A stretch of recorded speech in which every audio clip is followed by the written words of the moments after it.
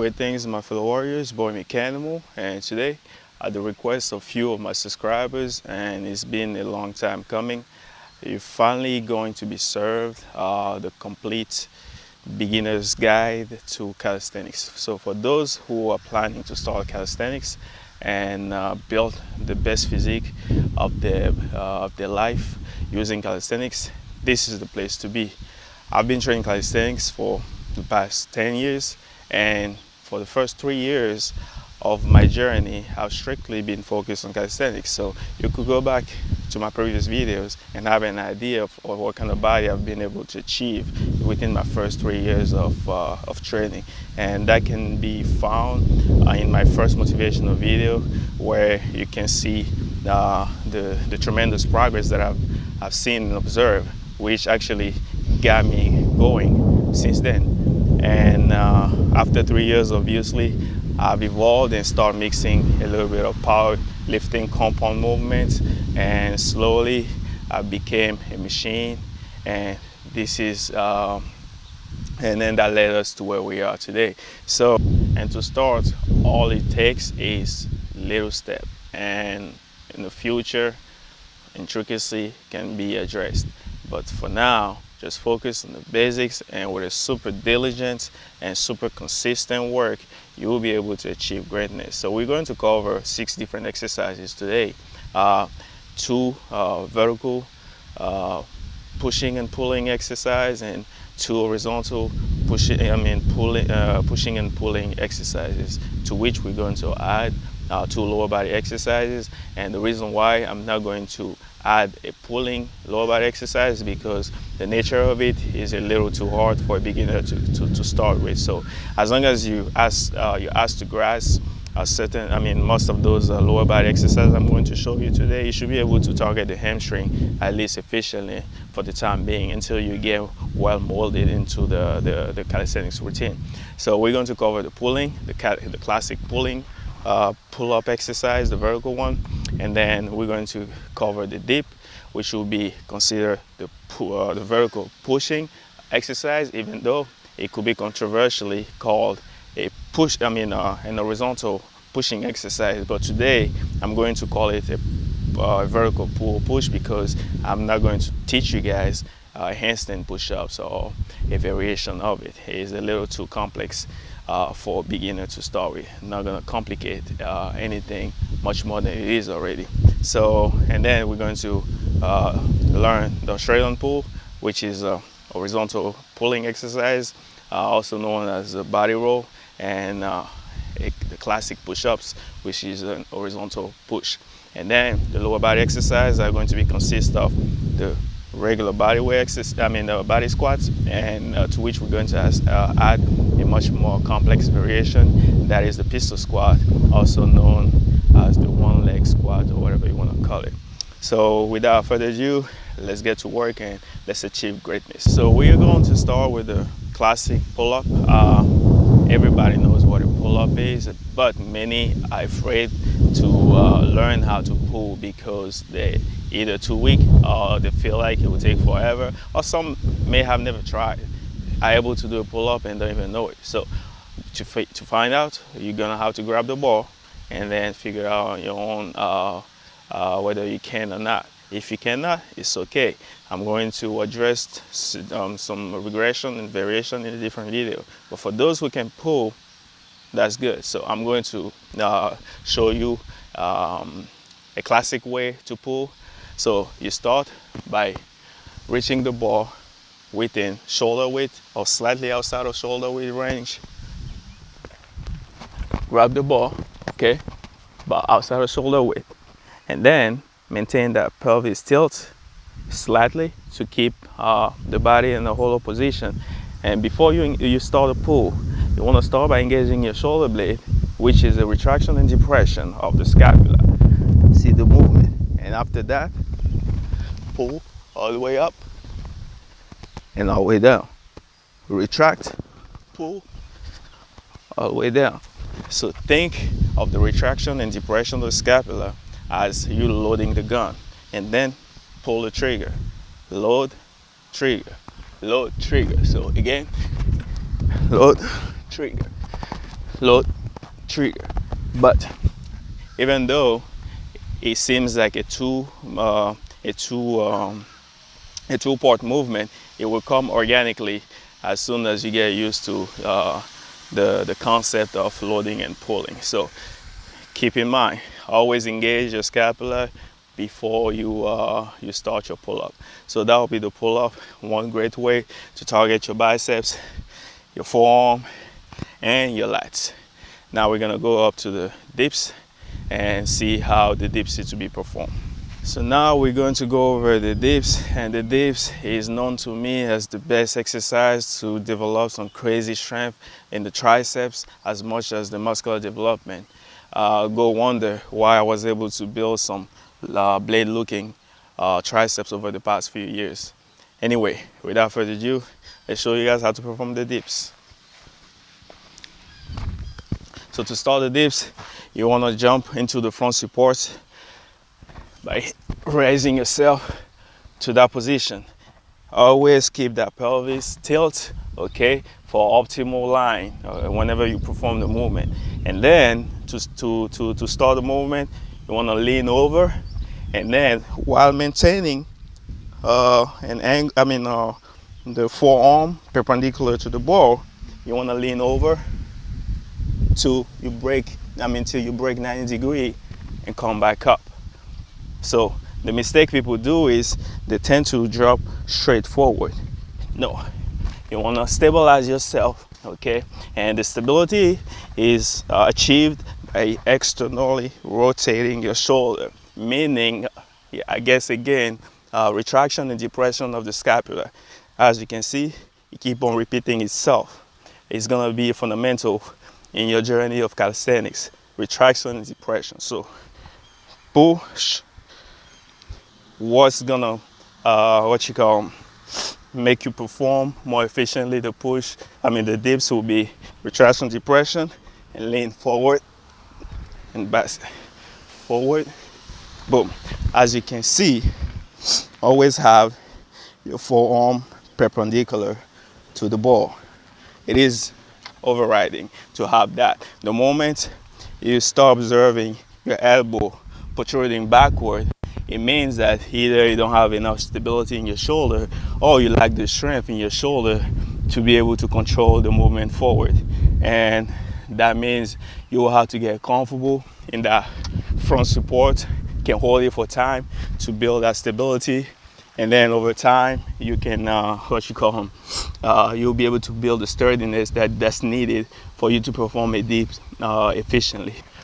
From the side, that's what it looks like. Retract and depress. And now, while you're keeping your forearm perpendicular to the ball, I want you to slightly dip down and up. Dip down and up. So that's how you perform the dip. That's the essential that you need to know about it, at least for now. In a different video, we're going to go above and beyond, teach you guys how to achieve a dip if possible. And let's get to the next exercise. So while we're here, the third exercise we're going to go over will be the Australian pull-ups, also known as the body roll. And it is a good horizontal pulling movement, if not one of the most efficient one for beginners to learn.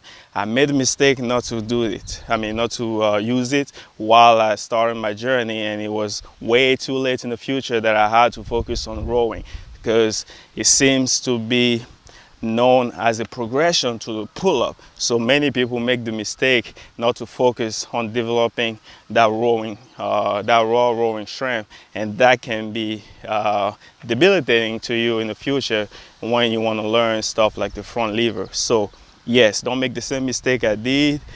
Focus on the Australian pull-up and get better at them. The higher you put your feet, the more load you put on your back and the scapula. So without further ado, let's show you guys how to do it. It's pretty simple. Slide under the ball, okay? Legs straight out. Squeeze your glutes and tuck your hips up and roll to the ball. So again, retraction and depression. and pull. Retraction and depression and pull, pull. So like the pull up, shoulder weight, retract, depress, and pull while you keep your glutes squeezed to maintain that pelvis stable and have your hips tucked up. So that will be the horizontal pulling movement for you today. Let's get to the push-ups. All right, now let's talk about push-ups. As far as we know, everybody and the grandma know how to push up. And so we're going to just go straight to the points. Push-up is a push-up. You get yourself on the neutral grip, the neutral position, just right outside the shoulder width. Drop your hips, squeeze your glutes, and then down and up, down and up. As you can see, the whole body move as a board. It is required and overriding position to have. That's it. So push-up is really good for your chest, your triceps, can be done for high volume, not to be underestimated. Whenever you find yourself somewhere you don't have access to much equipment, it is a great exercise to get yourself good cardio, and you work a lot of things at the same time, combine it with some jumps and make it a burpee. So you can get creative with the push-up. So that will be the horizontal of pushing movement that we're going to learn. Now let's get to the leg. So for the leg, I'm going to start with the simplest exercise, which will be the squat, the body squat, or the air squat, that some people call it that way, which will be getting yourself in the shoulders, your feet in the shoulder stance, so slightly outside of shoulder. We play around to see, depending on your hip structure, you will find yourself a comfortable position to start with the motion. And then you start by having your hand to your chest, retract your shoulder blade to maintain the spine neutral, and from there you start by bending your hips first, and then you come down by driving your knees out. So the movement is break your hips first, and then your knees follow. And as you come down, open your hips and come down in the squat position, the bottom position, which will be slightly below your the parallel. Just slightly break below parallel and you should be set. If you just break parallel because you lack hip mobility, it's okay, but over time work your hip mobility and you'll be able to improve that range of motion. So from the side, that's what it looks like. Okay, retraction on your back, squeeze your glute, and come down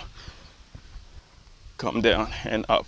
As to grass will be something like this, but like you can see, if you don't have enough mobility, you get the butt wing. You don't have to go as to grass, just slightly below parallel. Parallel is enough. This will be parallel, slightly below parallel, up, slightly below parallel, and up. We practice, you know when you break that parallel, and most of all, you will be limited by the hip mobility. So work your hip mobility and you should be set. The second exercise will be the pistol squat. I've made my fitness journey to be focused mostly.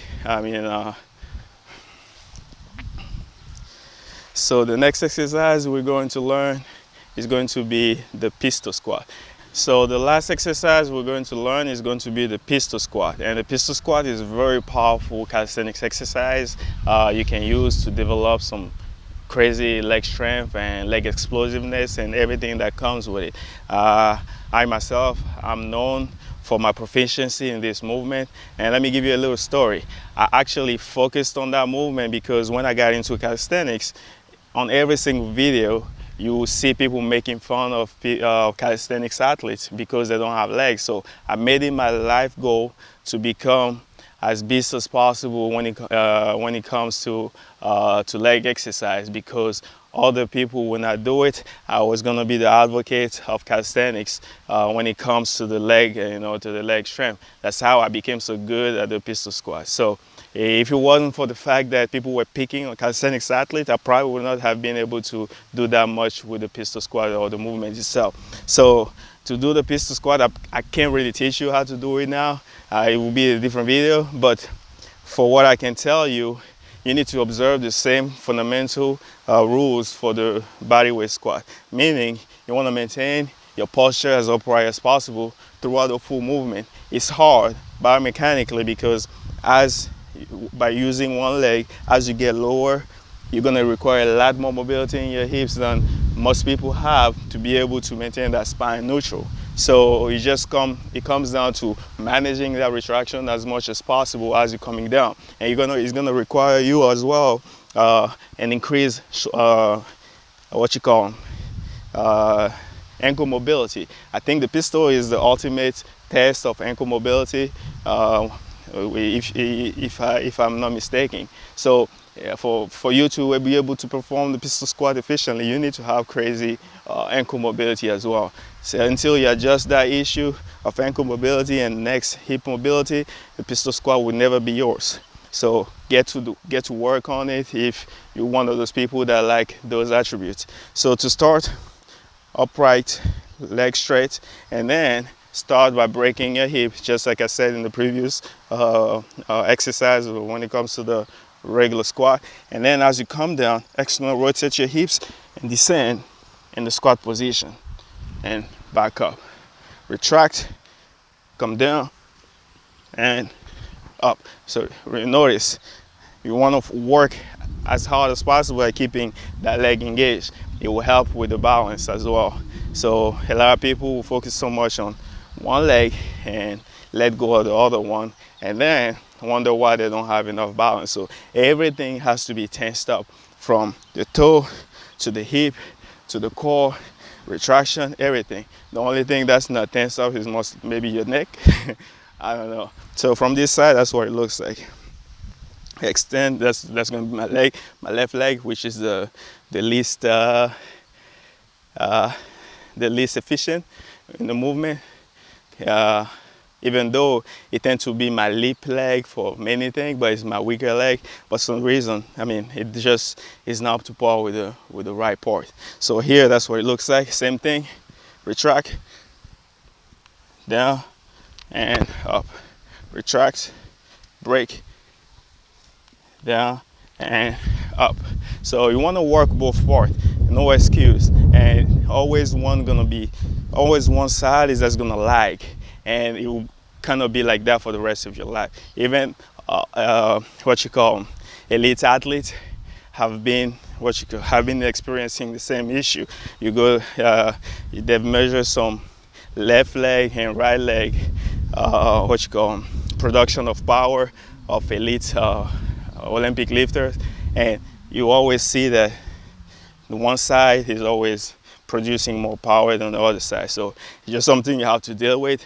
The key point is make sure that both parts increase steadily so that your dominant don't become so developed that your weaker one is far behind, and then you'll be a fucked up athlete, a so unbalanced athlete that it wasn't really worth trying to to work that unilateral movement. So remember, always work both parts. So now we're coming at the end of this guide. So 6 exercises. It doesn't take too much. It just takes baby step, and this is probably gonna be one of the most underrated tutorial. I know that for sure, but like I always say, for the smart one who are able to read through the lines and understand that's what they need to achieve greatness, you are welcome. And that's about it. Follow the exercises, create a basic routine. Be creative if you want to, as long as you don't kill yourself. Like I say, it doesn't take extreme programming when you start. Your body will react to anything you subject it to.